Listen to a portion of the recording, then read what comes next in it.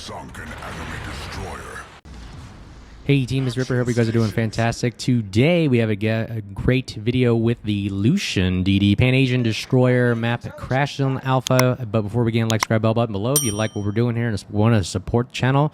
Free premium DD giveaway at 2,000 subs. So let's get right to it. So how we're going to attack this map right here before we talk about the Lushun is we are at Charlie, and we have, I think, one of the best concealments in the game. Not the best, but it's better than most. If it's under 6, I'm telling you, it's pretty good. So we're going to go ahead and take that advantage and just say, hey, we're going to use that to our best ability, and we're going to try to get there and get to start a fight with the DD as much as we can. Now, the cool thing is we have a 5.5 kilometer hydro, not 6 like a German DD would, but we're not going to pick a fight with the German DD who's got the 6 kilometers, so we're going to go ahead and bail out. So how do you become a good destroyer player is, one, you want to know when to pick your battles. If you see a destroyer that's out, not only is outgunned you, but also has a better consumable like a hydro or radar, maybe that's not the best bet to pick a fight with if your destroyer cannot support it. So our Lushun, although we have supreme firepower, we don't want to sustain that much damage. I could see right off the bat. Now, the cool thing about the Lushun is you can see that we are already healing back a majority of our health, but it is a slow tick. I almost want to look at this as like a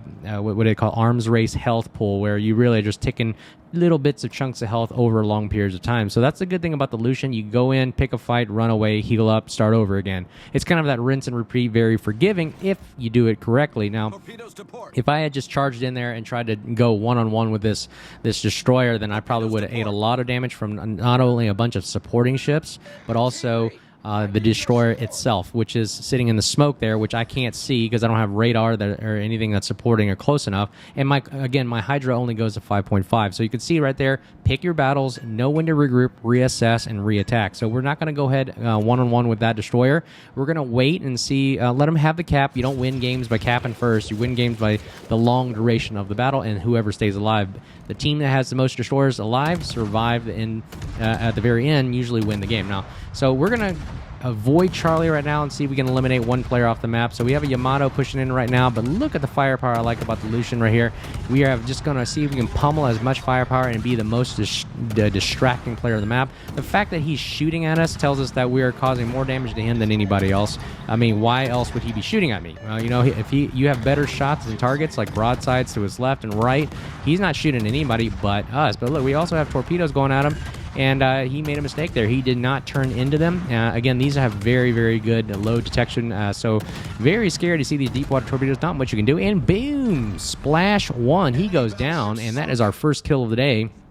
And we're the first kill for our team. We lose one of our destroyers, which is not good. That means we have to work even harder to stay alive because we want to stay alive for the majority of the round for our team to do all of the roles in this game that's required by a destroyer. But again, let's talk about it. Regrouping. What are we doing to be a good destroyer player? We're going to go ahead and support our team and look at the minimap. Again, key good destroyer players, look at the minimap. Look at the minimap. Where am I needed? Looks like Alpha Cap has 3 guys to the west. They're taking on 1 guy at a time. Nobody's capping Alpha, so that's okay. Charlie Cap that we were just at earlier doesn't have... they already capped it, but I don't know where the destroyer player is, and I'm trying to figure out where am I needed right now between Alpha and Charlie Cap. The Delta team at the very north end of the map is kind of eventually going to overpower them, I feel like. It looks like it's 3 versus 7, so they should be able to do it. Again, I don't want to say should in World of Warships because anything can happen. But let's see if we can go ahead and help Alpha team out. They only got 3 guys on here, so let's see if we can support them and avoid Charlie Cap. We'll get them later. But if we can sweep into Alpha Cap here, just go flow south and attack Alpha and Delta, we take that, we can sweep the enemy right from behind if we can take out 1 ship at a time. Looks like the FDG right here is getting shot at. He's about to go down, so let's see if we can help our team out and get him out of the game. Once he goes down, it opens up a flank for our friendly forces here, and there goes 1 down. So now we're going to take, now we have a 4 at Alpha advantage here. So now we're going to sweep in from Alpha and help our team out and take on Delta, or is that Bravo? My bad. Bravo is in the south, Delta is at the north there. So we're going to go ahead and sweep from Alpha to Bravo and help out our team in that regard. A couple other things while we're sailing here in Lushun's. I like about the Lushun's is the fact that the guns are really, really fast. I like them. Under 2-second reloads are awesome. It's got really good reload is good, but it has poor alpha damage. I mean, you notice it takes a lot of shots in order to kill something, so that's the one downside. The deep water torpedoes are cool, but they're only 11-kilometer range. I wish they would reach out to at least 15, make this thing even more deadlier. The hydro I like 5.5 with a 5.8 detection concealment, that is, if you build for it. So you can pretty much sneak up on most destroyers, and really, if they go into smoke, we got the hydro running. Now, look, we got a radar popped right now. We got the Gdansk, my other favorite destroyer now. Let's see if we can take him on. Now, I know I can't go one-on-one head-to-head against a Gdansk, so what we're going to do is slam profile. A good destroyer player, what's it going to do? Maintain a slim profile as much as you can in order to reduce the amount of damage coming in, or that you have incoming fire on top of your ship, because if he can go broadside and get all your guns on you, and they all impact your hull, you're taking the max amount of damage possible. So what we do here is we go slim profile, even though I'm only firing one gun. Look at the reload on this thing. 1.1 seconds. That means I'm getting 1.1 second shots on him all time, and we get help from our buddy right there.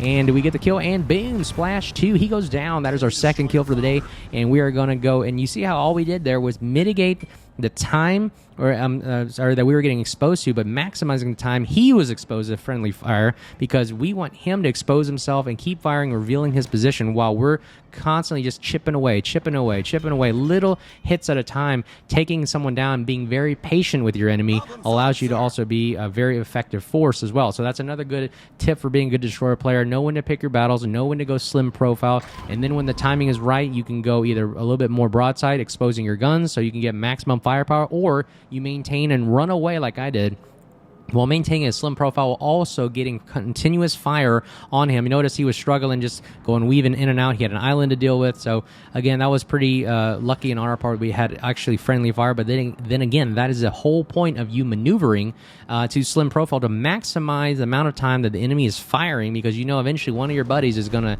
look. Now, again, you can't rely on your buddies all the time, but hey, you do whatever you got to do to survive, right? And we just happened to have a buddy that was actually looking in our direction, saw Gdansk, took a shot, and helped us out right there. So now we're going to go ahead and push Bravo Cap. Now that we've seen that we have what? Conquer and Schlieffen approaching us from the south. We are helping them, and so now we got a Shimakaze, which is, again, our concealment really helps us out there, because not only are we 5.8, he's probably a 5.6, something like that. So we spot him, he spots us, and then we are just going to go in a one-on-one match, which I know I definitely can win, because he doesn't have any heals, I have heal. Look at the amount of firepower put on me. It's just rate of fire. It has nothing to do with alpha damage. It's rate of fire. How many shells can we get him? Boom, splash 3. He goes down, 3 kill of the day, and that is how the Lushun takes on a Shimakaze right there. And we got the hydro up, waiting for those torpedoes. Now, good player right there. Looks and waits for the torpedoes. So you notice I slammed on the brakes there, and then I nose into the target to see. Now I got my hydro up so I can notice where those torpedoes are coming in as soon as possible. As of now, I didn't see any torpedoes. He didn't launch any, so therefore it's safe to maneuver again. Don't ever go broadside to a Shimakaze. You're going to eat a bunch of torpedoes, because usually torpedo players like to just dump a bunch of torpedoes right before they die, and that's something they want that kind of last stand kill kind of thing. So we did right there, slam on the brakes, nose in, wait a potato or two, then move in and make sure the coast is clear. Go ahead and cap Bravo here. Notice what we did right there. We killed 2 destroyers. We spotted for our team. We torpedoed a Yamato. We are capping Bravo, and now we're going to go ahead and push the flank. You notice that is all the roles that a destroyer player is supposed to be doing, and that is exactly why the other team's losing. They lost all of their destroyers, and they have nobody capping, nobody spotting for them, really. Nobody's torpedoing, nobody's hunting down the other destroyer players. That is essentially the destroyer player's role in World of Warships. If you want to be a good one, you're pretty much going to have to be the all-around multi-role fighter if you're going to be a destroyer player. I mean, that's exactly what Lushun is really good at and excels at, because of not only, like I said, the great concealment, good gunpowder, firepower. It has a heal that's almost, it's slow, but it is like a zombie kind of slow tick that keeps you alive for the majority of the battle, and surviving the battle for the long run is the name of the game these days. With the amount of CVs, submarines, and radar out there, a destroyer is really a hot lunch right there that everybody wants to take a piece of, right? So here we go. We're going against Seattle. He is going to hug he's going to hug the edge of the map there. And you know what? Since he's doing that, he only has half of his guns facing in the back. So we know we're going to take advantage of this. We're going to go ahead and open fire and just see if we can get a fire or at least a couple shots on him. And that should blow him up with only 2,000 health left. Look at the firepower we're putting on him. 1.2 second reload. And you'll see the build at the end of the game that I do this as a gunboat build, and it really is surprisingly pretty effective amount of firepower. And again, I do long range, you know, as we can reach out to 15.3 kilometers, and that really harasses battleship and cruisers, and they really hate it when you see Lushun's firing like this crazy from long distance. And boom, splash 4. He goes down. Everybody is dead on the western flank here. 4th kill of the day. Can we get the Kraken? And as you saw the title of the video, are we going to get this Kraken right here on the Montana? And look at the range that we're shooting. I mean, this annoys the crap out of battleship players, and I love it. I love the fact that we are raining down more firepower than the 4th of July, and we are getting so much damage for us. And it's just, see if we can get a lot of fires going from this distance at 15 kilometers, and battleship players really hate this because shooting long range, wasting your shot on a destroyer player with the risk of missing all of them is pretty sad, and really you hate it when you're doing that. But as a battleship player, you gotta make a decision. Do I want to waste my shot on a little destroyer that's like literally pummeling me and burning me to the ground? Or do I save it for a juicy broadside that I can remove another player off the map? So you're going to see that how battleship players react to the firepower of the Lushans and or any kind of gunboat DD that's doing this to them. And again, what are we doing? We're becoming a distraction. We're slowly burning down battleships. We're causing them headache. We're causing them frustration. We're causing them to make mistakes. They're turning full broadside just to get all their guns facing on us. We get a second fire on them. We're also trying to burn him down. We're trying to make him do a lot of maneuvering and hopefully make a lot of mistakes, because he's probably going to get blapped by somebody from the west here, or he's going to get shot out by a Schlieffen that's pushing up to him with a bunch of secondaries. And I also consider a little destroyer as a little secondary mayhem person as well, because look, we're putting just as much firepower as the Schlieffen is, and holy crap, this Montana is having a great day of World of Warships. Just the amount of firepower raining on him does not look happy. But let's see if we can get this Kraken here. Can I get? I mean, we got one fire going on him, maybe two. And let's see if we can get enough. Just aiming ever so slightly. The shell arcs aren't the greatest, but oh, we didn't get that kill. So close to a Kraken right there. Ooh, nice Marseille full broadside here, and the Schlieffen should just eat his lunch today. Let's see if we can help the Schlieffen out. Look at this. There's the amount of shells that are raining down on him. So, like, we are literally a little secondary boat that just follows the Schlieffen around, and it just feels good. Just the amount of firepower and shells you're putting on the superstructure. Notice how I'm aiming, trying to get those shells on the superstructure. Do we get the Kraken? And we don't. Schlieffen gets the kill.